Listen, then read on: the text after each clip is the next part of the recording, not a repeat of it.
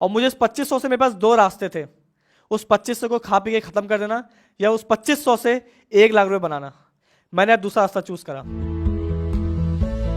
ये कहानी शुरू होती है नोएडा में एक छोटे से घर में, जहां हम 3 लोग रहते थे, मेरी माँ, हम, मेरा भाई और मैं। मेरे जो फादर थे उनकी मेडिकल कंडीशन से मैं जब छोटा तब उनकी डेथ हो गई थी और हमने बहुत बुरा टाइम देखा उस टाइम पे। और मेरी माँ ने बहुत मुश्किल से मुझे पढ़ाया और बहुत मेहनत करी उस टाइम पे। लेकिन उन्होंने मुझे एक बात दोस्तों बोल दी थी कि तुम्हें ज़िंदगी में जो भी करना है वो खुद ही करना है, हम तुम्हें से पढ़ा सकते हैं। और वो हमारे दिमाग में ही बैठ गई थी। मुझे आज भी वो दिन याद है। हम एक इंडस्ट्रियल एरिया में रहते थे, तो वहाँ बहुत सारी फैक्ट्रियाँ थी, लोग सुबह काम पे आते थे जाते थे, तो हम सुबह शाम यही देखते थे। और हम एक कंपनी के बाहर रात को जाते थे, हम लोग देख के वादा करते थे एक दूसरे से कि ज़िंदगी में ना इतना बड़ा बनना है, इतनी बड़ी कंपनी खोलनी है और इतने लोग हमारे लिए भी काम करें। 12th खत्म करी।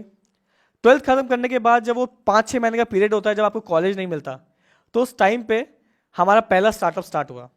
एक छोटा सा इंसिडेंट मेरे घर पे हुआ। एक बार एक आदमी मेरे घर के बाहर एक गाड़ी 5 घंटे के लिए गाड़ी खड़ी करके चला गया था। जब वो वापस आया तो मेरी माँ ने उसको थप्पड़ मार दिया सिर्फ इस बात पे कि उसने 5 घंटे तक गाड़ी खड़ी थी और मेरी माँ ने उसको बहुत बार ढूंढा। हमने ये सोचा क्या ये इंसान हमें जानबूझ के परेशान करना चाहता था या ये नॉर्मली खड़ी करके गया था, लेकिन उसको पता नहीं चला कि वो 5 घंटे हो गए और कोई उससे परेशान हो रहा था। बस क्या था, हमने एक प्रॉब्लम पकड़ी और सॉल्यूशन निकालना शुरू कर दिया। हमने एक स्टार्टअप शुरू करा हटाओ.com, बटन दबाओ गाड़ी हटाओ। स्टार्टअप बहुत अमेजिंग था। इसमें क्या था कि कोई भी यूज़र बिना किसी को नंबर एक्सचेंज करे उसको बता सकता था कि भाई आपकी गाड़ी से मुझे दिक्कत हो रही है, अपनी गाड़ी हटा लीजिए। दिल्ली के सीएम से लेके नोएडा के बड़े बड़े अधिकारी तक सबने बहुत तारीफ़ें करी, लोगों को बहुत पसंद आया।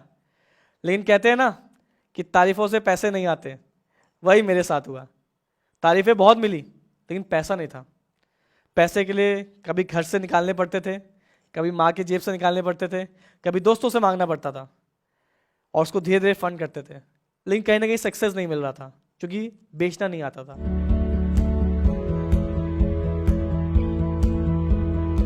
वहाँ पता नहीं, मैंने अपना थोड़ा बताया, उन्होंने मुझे बताया कि रेफर करने के पैसे मिलते हैं, लोगों को जॉब के लिए रेफर करो और पैसा मिलेगा आपको।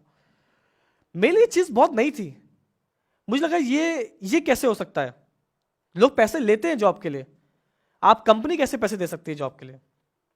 लेकिन मैंने सोचा कि कोई बात नहीं, खाली तो है ही, क्यों ना एक बार और शुरू करें कुछ, देखिए कोई प्रॉब्लम शायद निकल के आएगी बाहर और उसको सॉल्व करने निकलते हैं।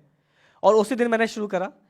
250 रुपये मेरे पास उस टाइम पे बचे थे, मुझे आज भी वो दिन याद है। 250 रुपये थे मेरे अकाउंट में। उस 250 रुपये को मैंने विड्रॉ करा और पैम्पलेट छपाए। डर लग रहा था और पैसे थे नहीं किसी को रखने के। मुंह पे कपड़ा बांध के एक होर्डिंग डाल के ठंड के टाइम पे मैंने भीड़ भाड़ वाली जगह पे बस स्टैंड पे जाके कुछ पोस्टर चिपकाए और कुछ लोगों को बांटे। बहुत डर गया था, हिम्मत नहीं हो रही थी, लेकिन क्या करूं, मेरी लड़ाई थी, मुझे लड़ना था।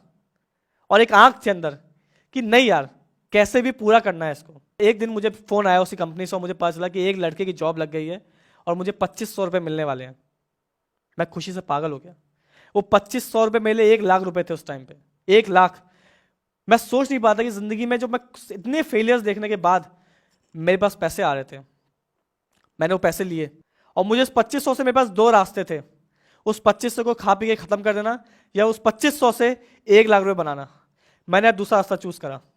सोचा, दिमाग लगाया कि कैसे मैं 500 से उस कंपनी को रजिस्टर्ड करूं। उस टाइम पे मेरे 500 रुपये मैंने उस कंपनी को रजिस्टर्ड करा।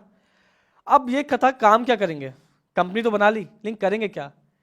तो मैंने उस एक प्रॉब्लम को जिसको मैंने रोड से शुरू करा था सॉल्व करना, आज मैं सोचा उस कंपनी से शुरू करूंगा, उस कंपनी में लाऊंगा उस चीज़ को।